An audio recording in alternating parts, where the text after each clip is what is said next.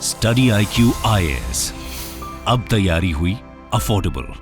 नमस्कार दोस्तों, भारत के द्वारा सबसे पहला सॉवरेन ग्रीन बॉन्ड इसको लॉन्च किया जा रहा है भारत सरकार और आरबीआई के द्वारा मिलकर। ये आप देख सकते हो खबर, India launches first ever sovereign green bonds auction. तो इसको डिटेल से जानेंगे कि एग्जैक्टली है क्या, किस तरीके से इन्वेस्टर्स को मदद करता है, मतलब जो लोग अपना पैसा इस बॉन्ड के अंदर डालते हैं उनको कैसे फायदा होता है, और ये ग्रीन बॉन्ड से पूरे देश को कैसे फायदा हो सकता है वो भी मैं आपको बताऊंगा। काफी कुछ जानने को है, चलिए आगे बढ़ते हैं। लेकिन उसके पहले ध्यान रखिएगा दोस्तों, हमारे नए बैचेस लॉन्च हो रहे हैं। सबसे पहले तो मैं आपको बता दूं, 2023 का जो भी लोग प्रीलिम्स दे रहे हैं, जो कि 28 मई को होने वाला है, इसका नया बैच दोस्तों स्टार्ट हो रहा है 14 जनवरी से। इसके अंदर यहां पर 200+ आवर्स ऑफ लाइव क्लासेस दिए जाते हैं ताकि आपका स्टैटिक और करंट अफेयर्स का जो इंटीग्रेटेड स्टडी है वो यहां पर हो सके। आपके घरों तक बुक्स भेजे जाएंगे, आप all India open mock test दे सकते हैं, सीसैट की भी तैयारी कराई जाती है। बहुत कुछ है इसके अंदर ताकि आपका प्रीलिम्स क्रैक हो। इसको अवेल करने के लिए हमारे वेबसाइट, ऐप या फिर कमेंट सेक्शन में जाइए, वहां पर कोड इस्तेमाल करना है अंकित लाइव, ताकि ये जितने भी कोर्सेज हैं आपको सबसे कम दाम पर मिल सके। या फिर अगर आप यूपीएससी 2024 के लिए कंप्लीट प्रिपरेशन चाहते हैं तो ये भी कोर्स हमारा 20 जनवरी से लॉन्च हो रहा है। यहां पर यूज करना है कोड अंकित लाइव, या फिर अगर आप एनसीईआरटी चाहते हो, जो भी है, use the code Ankit live. इसके अलावा और अगर आपको एमसीक्यूज अटेम्प्ट करना है तो मेरे इंस्टा पेज पर जाइए, वहां पर स्टोरीज में जितने भी एमसीक्यूज हैं उसको आप अटेम्प्ट कर पाएंगे। तो चलिए शुरुआत करते हैं और सबसे पहले देखते हैं एग्जैक्टली हुआ क्या। देखिए, अभी फ्राइडे को 6 जनवरी को रिजर्व बैंक ऑफ इंडिया के द्वारा अनाउंस किया गया कि वो पहली बार, जी हां, देश में पहली बार सॉवरेन ग्रीन बॉन्ड्स इशू करेगा, जिसकी वर्थ लगभग 16,000 करोड़ के आसपास होगी। और ये 16,000 करोड़ का जो ग्रीन बॉन्ड है दोस्तों, इसको 2 पार्ट में डिवाइड किया गया है। मतलब कि एक बार 8,000 करोड़ का बॉन्ड जारी किया जाएगा और अगला जो है वो आपका 8,000 करोड़ का बॉन्ड जारी किया जाएगा। ध्यान रखिएगा, ये सारी चीजें ये करंट फाइनेंशियल ईयर में चल रही हैं, 2022-23, जो कि 31 मार्च को खत्म होगा, इसी के अंदर ये किया जाएगा। इनफैक्ट इसके अंदर आपको पता होगा बॉन्ड क्या होता है। बॉन्ड एक डेट इंस्ट्रूमेंट होता है, DEBT, जिसके तहत आपको फिक्स्ड रेट ऑफ रिटर्न मिलता है। मान लो सरकार ने कहा कि अगर आप ये बॉन्ड खरीदते हो, मान लो अगर आपने 1 लाख रुपए निवेश किया इस बॉन्ड के अंदर, मतलब आपने इस बॉन्ड को खरीद लिया 1 लाख रुपए में, तो यहां पर आपको अगर सरकार कहती है हम 9% इंटरेस्ट देंगे, तो हर साल आपको यहां पर 9% इंटरेस्ट मिलेगा, मतलब फिक्स्ड मिलेगा।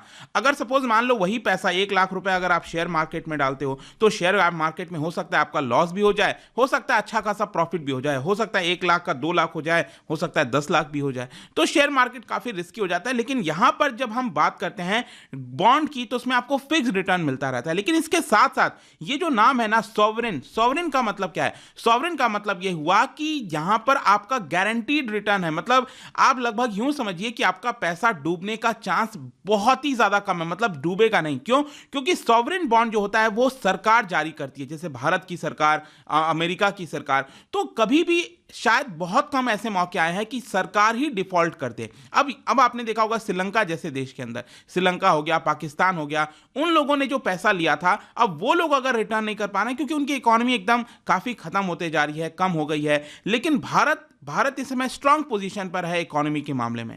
और इसकी वजह से जब निवेशक, फॉरेन इन्वेस्टर्स अपना पैसा डालेंगे, तो क्या वो श्रीलंका और पाकिस्तान जैसे इकोनॉमी में डालेंगे या भारत जैसे इकोनॉमी में डालेंगे? वो भारत की इकोनॉमी में डालेंगे। हाँ, ये चीज है, क्योंकि पाकिस्तान और श्रीलंका के अंदर रिस्क बहुत ज्यादा है कि पैसा डूब सकता है, तो वहां पर हो सकता है आपको अच्छा रिटर्न मिल जाए, 14%, 15% का रिटर्न मिल जाए। लेकिन भारत में क्योंकि यहां पर रिस्क कम है, इसकी वजह से यहां पर रिटर्न हो सकता है सिर्फ 7%, 8%, डिपेंड करता है कितना रिटर्न मिलेगा। तो यहां पर क्या है ना कि ये फिक्स रेट ऑफ रिटर्न होता है और ये पर्टिकुलर टर्म के लिए होता है, कितने साल तक का होगा। तो जैसे कि यहां पर 16,000 करोड़ बॉन्ड में से 8,000 करोड़ का जो बॉन्ड है, 8,000 करोड़ का जो बॉन्ड है वो करंट के फाइनेंशियल ईयर में जारी किया जाएगा। और 8,000 करोड़ के बॉन्ड को भी 2 पार्ट में डिवाइड किया गया है।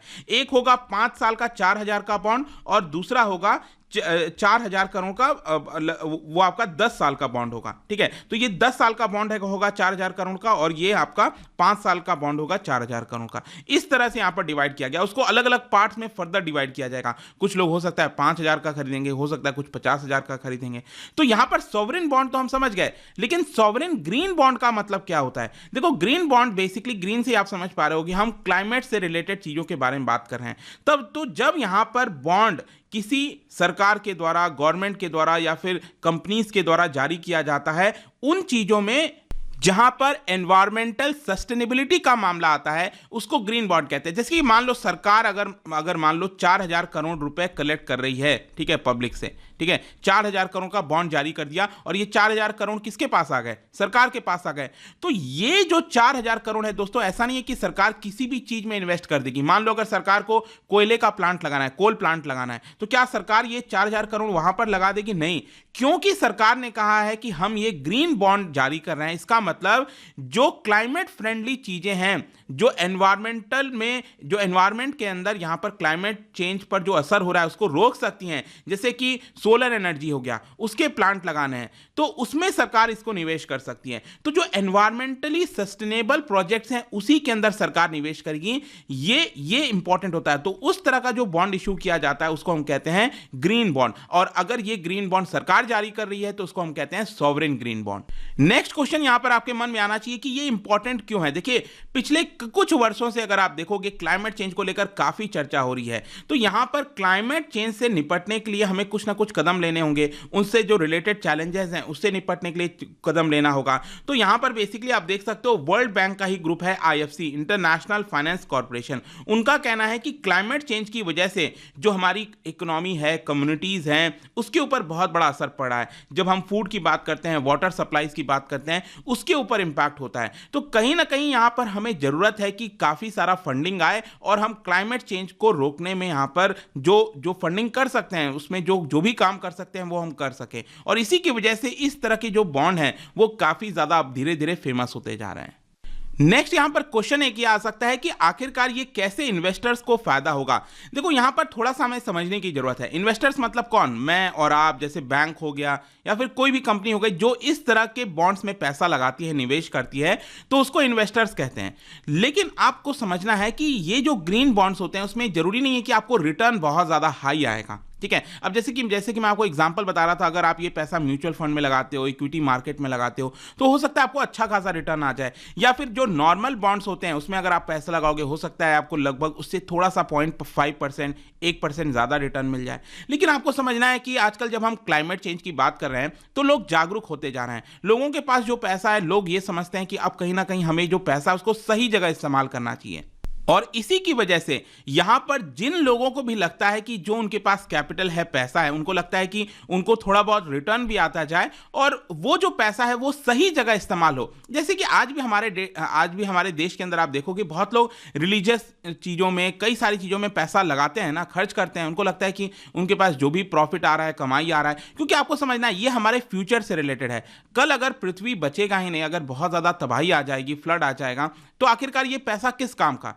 तो अल्टीमेटली कहीं ना कहीं जिनके पास पैसा है उनको ये वाला जो एंगल है वो भी सोचना पड़ेगा कि हम अपना जो पैसा है वो सब कुछ बाकी की चीजों में ना लगाकर कुछ पैसा क्लाइमेट चेंज को रोकने में भी लगा सकते हैं। तो ये एक सेटिस्फैक्शन का भी काम करता है कि आपको यहां पर अच्छा रिटर्न भी आता रहता है और साथ ही साथ आप कुछ ना कुछ काम कर रहे हो क्लाइमेट चेंज से निपटने के लिए, उन चीजों में भी पैसा लगा रहे हैं। तो ये एक मेन मकसद है। इसके अलावा यहां पर क्वेश्चन आपके मन में आ सकता है कि गवर्नमेंट आखिरकार इस तरह के बॉन्ड्स क्यों लेकर आ रही है। देखो, क्योंकि आपके मन में आ सकता है ना कि भाई सरकार डायरेक्टली क्यों नहीं पैसा अपना लगा देती। देखो, अब क्या है ना कि रिसोर्सेस कम होते हैं। जरूरी नहीं है कि सरकार के पास इतना पैसा हो कि यहां पर वो बहुत सारा फंडिंग क्लाइमेट चेंज से चीजों में लगा दे। तो यहां पर क्या है ना कि अभी तक जो भी पैसा आता था, जो भी कुछ होता था, वो डोमेस्टिक रिसोर्सेज से ही कहीं ना कहीं जुटाकर किया जाता था। अब आपको समझना है कि सरकार ने पिछले साल बोला था कि यहां पर जो कार्बन एमिशन इंटेंसिटी है उसको 45% कम करेगी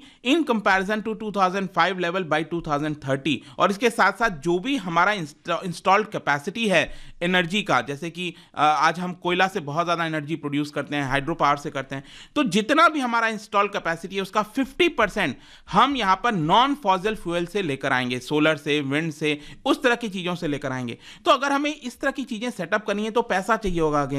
और इसी को ध्यान में रखते हुए सरकार ने जो बजट लाया था 2022-23 में, उसमें अनाउंस किया था कि ग्रीन बॉन्ड सरकार लेकर आएगी और इसीलिए फाइनली ये ग्रीन बॉन्ड आ चुका है। तो ओवरऑल आप यूं समझ लीजिए कि ये जो पैसा है वो कार्बन इंटेंसिटी को रिड्यूस करने में हमारे इकोनॉमी के अंदर लगाया जाएगा। अब इस तरह के कई सारे प्रोजेक्ट्स होते हैं, जैसे कि क्लीन ट्रांसपोर्टेशन, जैसे आजकल हाइड्रोजन पावर की काफ़ी चर्चा हो रही है, energy efficiency, climate change adaptation, sustainable water, waste management, pollution. अभी आपने देखा होगा उत्तराखंड के अंदर जोशीमठ में क्या हो रहा है, तो वो भी एक क्लाइमेट चेंज का एक बड़ा नतीजा है। वहाँ पर भी हम जिस तरह से इंफ्रास्ट्रक्चर बना रहे हैं, बहुत सारी चीज़ें हैं रिलेटेड है, वहाँ पर लैंडस्लाइड वगैरह का मामला सामने आया है। तो इस तरह की चीज़ों में सोलर, विंड, बायोमास, इस तरह के प्रोजेक्ट्स में जो पैसा लगाया जाएगा अल्टीमेटली ये काम आने वाला है। तो पहली बार सरकार कर रही है भारत सरकार के द्वारा, जो भी भारत सरकार करती है वो आरबीआई के माध्यम से करती है, तो आरबीआई इसको लॉन्च कर रही है। तो यही पूरा वीडियो था, आई होप कि आपको समझ में आ गया होगा। और जाने से पहले एक इंटरेस्टिंग क्वेश्चन, क्या बता सकते हो कोई भी नया प्राइवेट बैंक जो स्टैब्लिश किया जाता है वो किसके अंदर आता है? सबसे पहले आपको ये बताना है, ठीक है। इसका राइट आंसर आप सबको पता है, मेरे इंस्टाग्राम पर तो मिलेगा ही, वहां पर अगर आप नहीं हो कोई बात नहीं, टेलीग्राम से भी ले सकते हैं इसका सही उत्तर। मैं कई सारे जो एमसीक्यूज हैं वो यहाँ पर स्टोरीज में डालता रहता हूँ। बाकी अगर आपको पीडीएफ चाहिए तो टेलीग्राम पर आइए, अलग अलग सोशल मीडिया पर आप जुड़ पाओगे। और जैसा मैंने बताया, यूपीएससी की अगर आप तैयारी कर रहे हैं then use the code Ankit live. हमारे वेबसाइट, ऐप, कमेंट सेक्शन में जितने भी कोर्सेज के लिंक है आप उसको जा सकते हो, सबसे कम नाम पर ले सकते हैं। आई होप कि वीडियो आपको पसंद आया होगा। मिलता हूं आपसे next time, till then thank you very much, see you soon. Study IQ IAS, अब तैयारी हुई अफोर्डेबल।